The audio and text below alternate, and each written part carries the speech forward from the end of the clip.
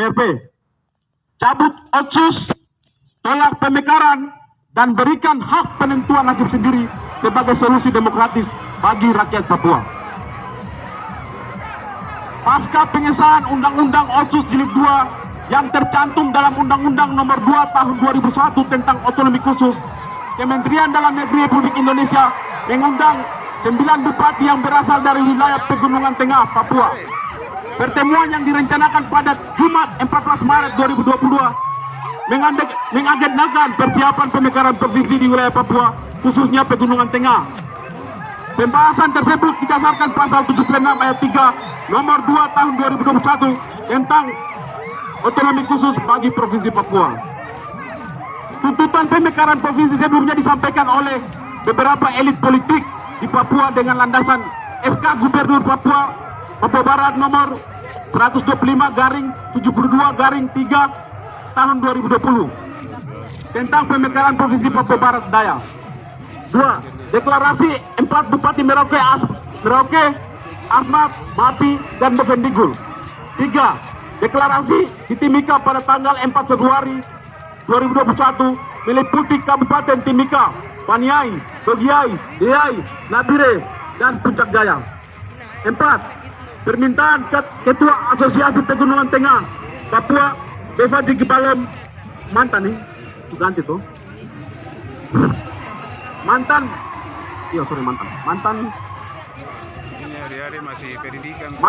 Ketua Asosiasi Pegunungan Tengah Papua, Bevaji Gibalom kepada Presiden Jokowi di Jakarta. Keputusan sepihak Kementerian Dalam Negeri bersama elit-elit politik praktis di Papua menimbulkan protes masyarakat, kemudian melakukan aksi demonstrasi damai sejak Januari hingga Mei 2022 di 26 wilayah untuk menolak pemekaran wilayah otonomi khusus, yaitu Jayapura, Wamena, Lanijaya, Nabire, Dogiai, Paniai, Timika, Fak, Kaimana, Sorong, Manokwari, Yaukimo, Biak, Serui, Makassar, Maluku, Manado, Bali, Surabaya, Malang, Jember, Yogyakarta, Semarang, Jakarta, dan Bandung. Beberapa wilayah mengalami represif dan intimidasi oleh TNI Polri dalam unjuk rasa. Hal ini menimbulkan penjajahan Indonesia di Papua dengan watak militer.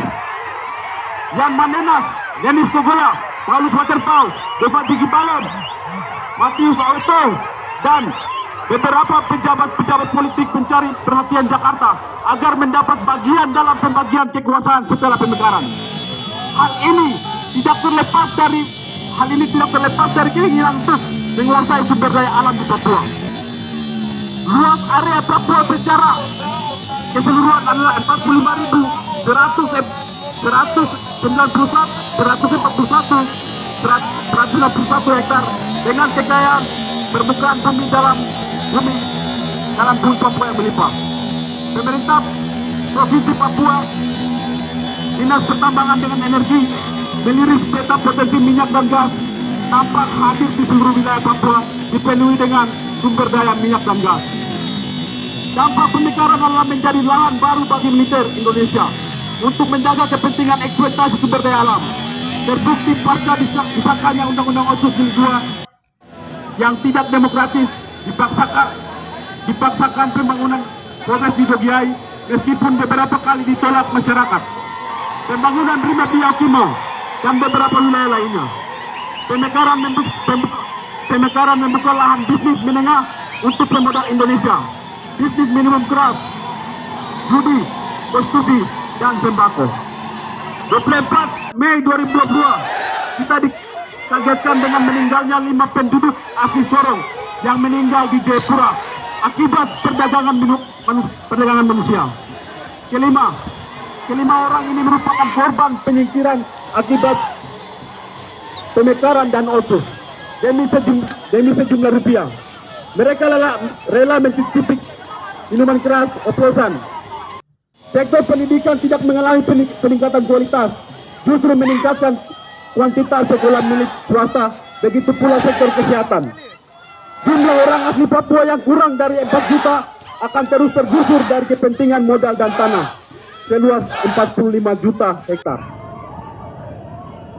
pengusuran tanah dan perampasan wilayah dengan dalih guna hak pakai terus terjadi di seluruh wilayah Papua.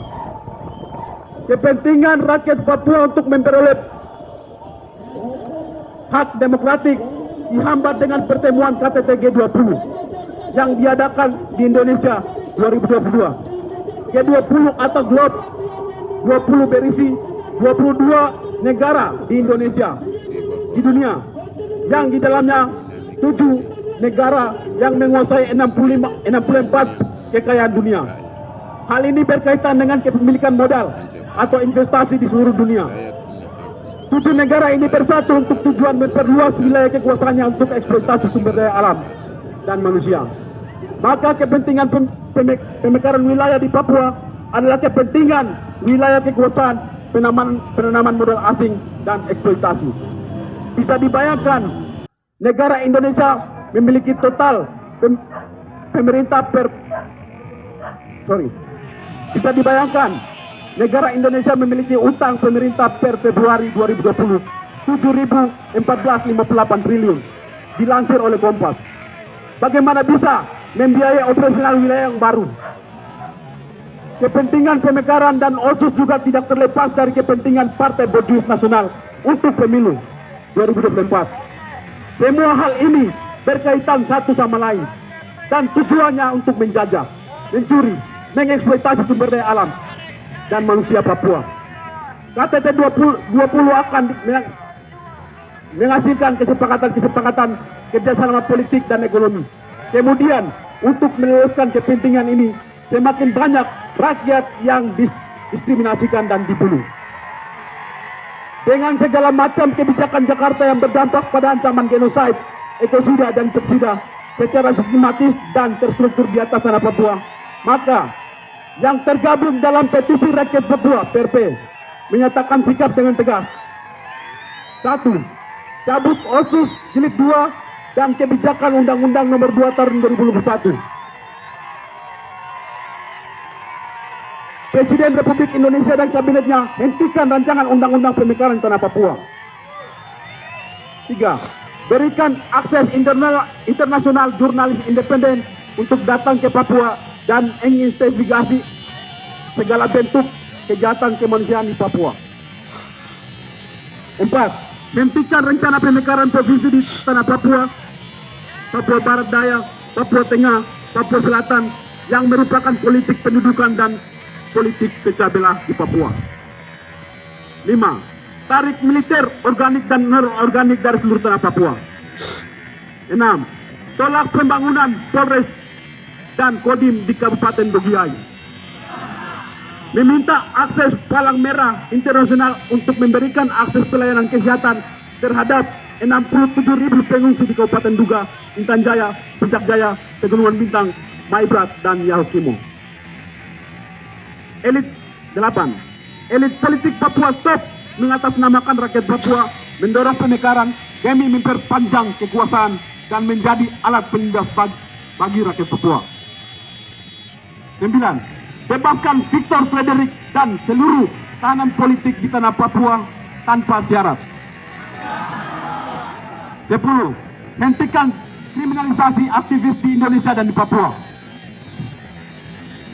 11. Segera hentikan rencana pembangunan bandara udara antariksa di Biak.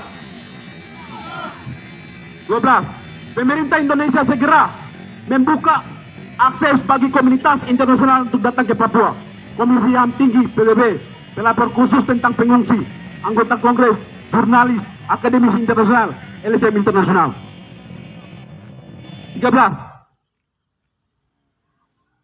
Mendesak komunitas internasional, Uni Eropa, Amerika Serikat, Australia, New Zealand, negara-negara ASEAN, China, IMF, World Bank untuk menghentikan bantuan dana kepada pemerintah Indonesia karena selama 59 tahun telah terbukti gagal membangun Papua dan berdampak pada genosida, etnosida dan genosida terhadap bangsa Papua. 14. Tutup semua perusahaan asing dan di seluruh tanah